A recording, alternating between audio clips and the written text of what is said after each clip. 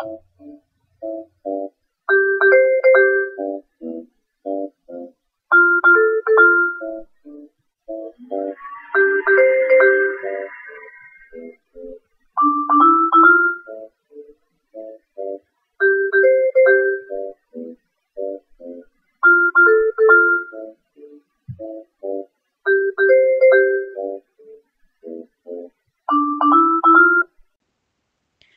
everyone, I'm Silver. It is Wednesday, October 5th.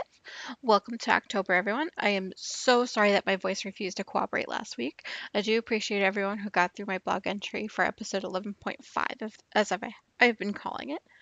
Well, I would have if I had remembered to do it at the time.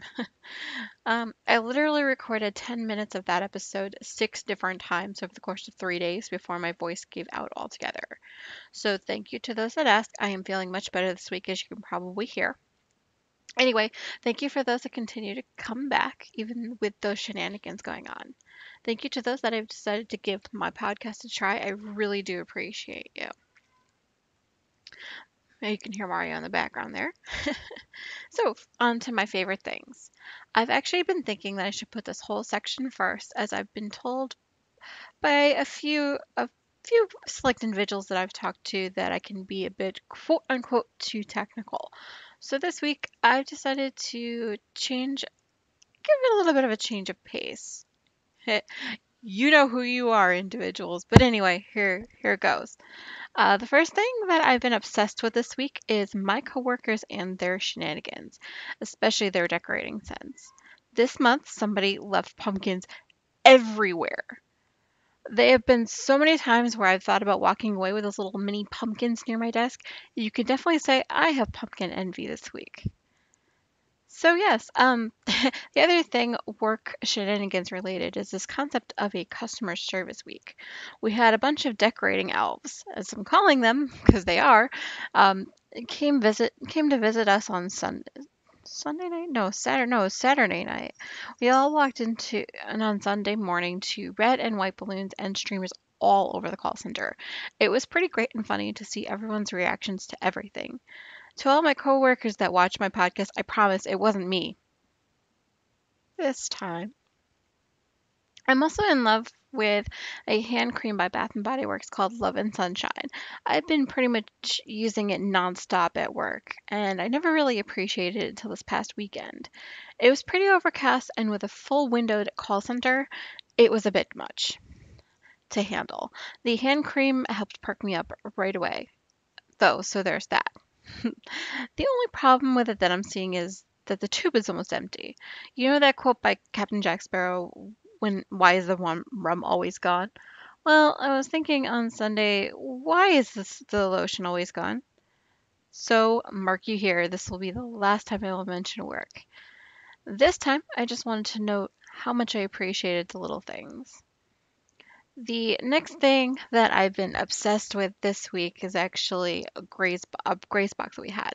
We did pretty good again this week. A few of the tiny packages were gone up pretty quickly, and there are much more that are just about gone. And this is only Monday. We all got it Monday. Wow. So now to talk about the snacks we got. To warn you, I may be waxing their wondrousness for a bit. Like I said, they were very good. We got the Appen. The apple and cinnamon flapjack. This is actually a hit for both of us. We were trying to restrain ourselves from consuming it right away. It was so good. There was also a zesty lime and red pepper salsa. I wasn't really a fan as the salsa was too thin, but MTI seemed to really love it. I think it was just the first time that MTI ate one of the packages in one go and all by himself. So I'm guessing he liked it. He liked it. That was a good sign, right?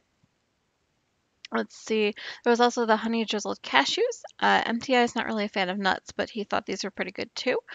The honey is actually baked into the cashews, making them taste like caramel popcorn. After MTI's first taste, I pretty much absconded with it. Not gonna lie, I really, really liked that one. Kind of wish there was more. The next one that was in the box, we had the strawberry and chocolate cheesecake. It's actually strawberry and chocolate cheesecake. Need I say more? There's still some left, mostly because it was one of MTI's favorites, and I was trying to be nice and leave him some. But it's a hard thing to do.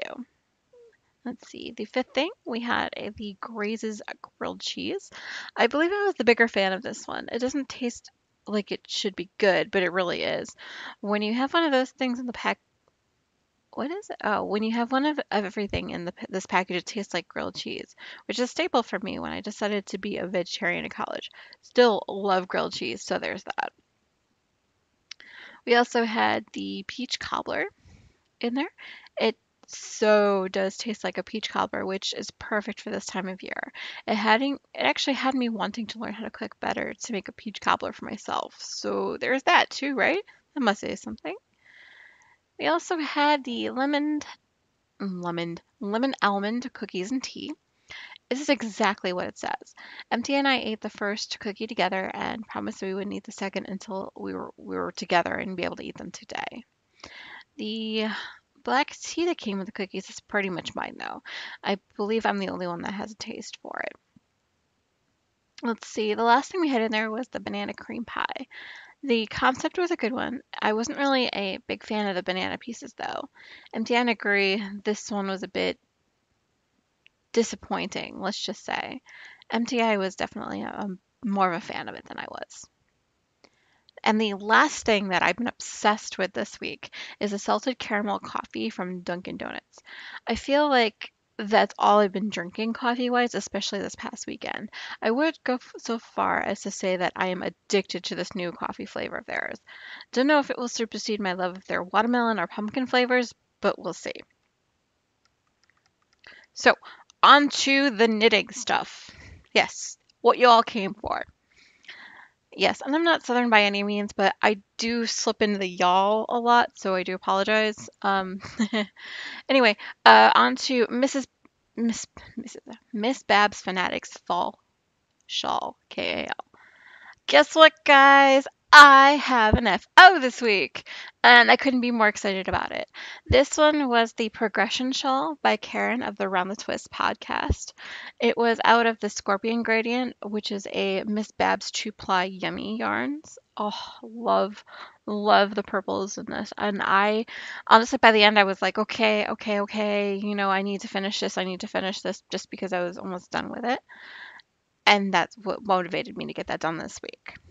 This one was actually done on a US 4 Susan Bates 29-inch circulars.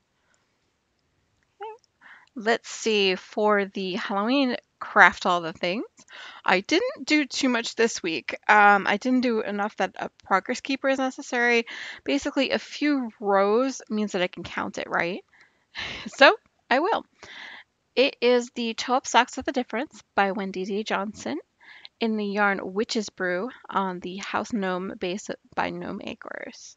I did use my US 2 to 16-inch circular method that I really, really like.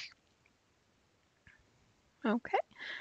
Okay, some administrative about Silver's Whip Down 2016. Let's have a quick look back at September. I did finish only 2 projects this month. To be honest, I had to go back to Knitmeter to figure this one out. I didn't think I had gotten so much completed this month, but apparently I did. I had 2, the Hollow by the Sea and the Chocobo Coffee Addict. I'll be putting a little bit more pictures about that into the podcast notes so you can see them for yourself. It was a total yardage of 971 yards. Oh wow. Let's see. So there was no one who posted FOs this time around. So make sure you get your FO pictures in soon. There are prizes involved. Now, let's look forward to October. I really want to finish more things this month. That's my goal anyway. There are lots of projects I want to finish soonish, so we'll see if that goes. We are going to add a set of stitch markers. I will have to put pictures in for you. Give me 2 seconds. They are super, super pretty, and you know what? I can't find them quick enough. Let's see. Yeah, I'll have to put them in later. They are super cute, and I'll have to put them into the podcast notes as well. I am also going to be offering another $10 pattern or less from Ravelry. So it's now a total of 4 for next week's or next month's drawing. So get your FOs in. I really, really, really want to see them. I don't want to be the only one posting. Obviously, I can't win my own, right? All right, let's see. The other thing that I am talking about under the whips now is what I am calling the Franken Peach shawl. It's actually a test knit for Boston Jen. I can't say more about its construction yet. I've actually been very addicted to it this past week. In fact, I was zooming past the lace and cable section in the middle. I was up way too late working on the shawl. And I don't say that very often. As you can see in the picture, it's adorbs, and I could not wait to get back to that. The pattern itself is being called Emily May Shawl right now. The pattern is yet to be released, so I will let you know when it has been, so you can look at the prettiness for yourself, and you can see all of her test knitters and how we interpreted that pattern. Let's see.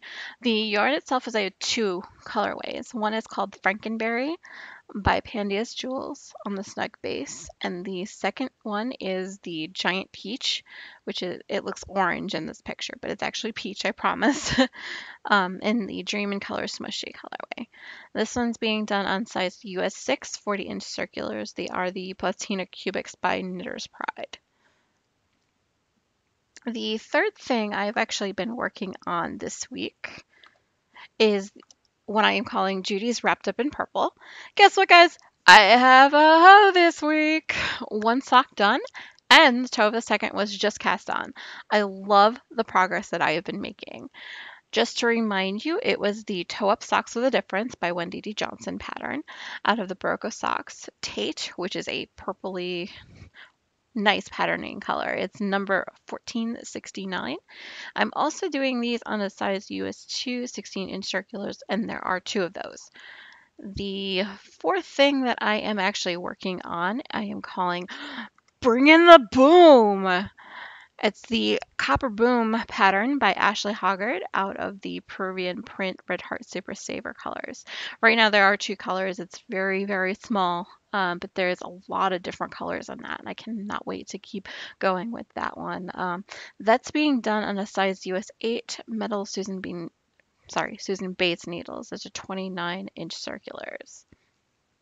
Absolutely love this. It's actually a Gilmore Girls reference if you don't know the reference, I'll wait. You just Google Gilmore Girls Copper Boom. That's all you need. I'll wait. All right, anyway, so the last thing that I have been working on, I am calling Dancing the Night Away. It's actually called, well, all right, let's put it this way. The pattern is called A Night's Watch by Laura Smoot. I decided to put this on this wonderful yarn. It's called Let's Do the Time Warp Again by the Unwind Yarn Company. It's a sock weight yarn. I'm doing this on a size US 4 metal Susan Bates needles. It's a 29-inch circulars as well. It's super pretty.